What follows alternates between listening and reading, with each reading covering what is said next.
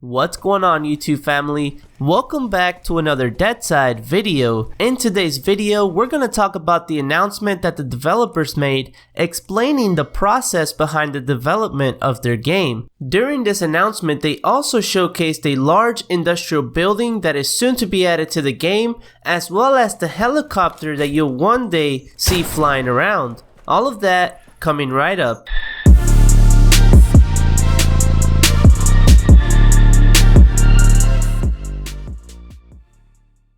Alright, so I don't want to take up too much of your time, so let's go ahead and get started. Today, the Deadside developers made an announcement to help explain the process behind developing their game. Now, we all know that this game is currently in early access, and that it currently has some bugs and doesn't have everything that players wish they had. With all of that being said, and after reviewing the community forums and what players had to say about the game, it is clear to see that a lot of players want more communication from the developers, as well as for new updates to be released more often. If I was to take a wild guess, I would assume that this announcement was made to try and ease the situation. Now, to keep this video as short as possible, I'm only going to read the beginning of this announcement. And the developers began by saying that game development is a complex and multi-phase process which we are going to examine from the point of time costs. It continues by saying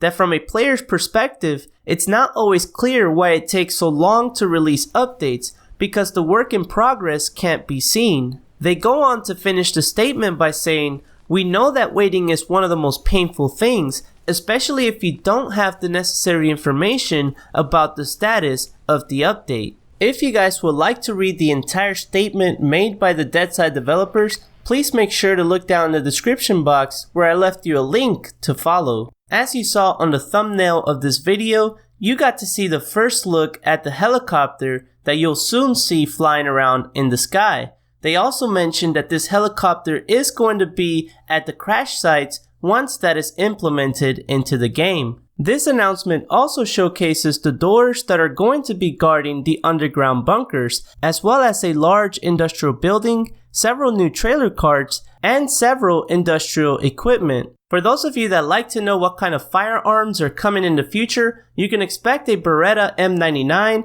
a light machine gun RPK, as well as a light machine gun HK MG36. And although I am a big fan of close quarters combat, I am excited to get my hands on the Beretta M99 sniper rifle that's supposed to kill with one shot.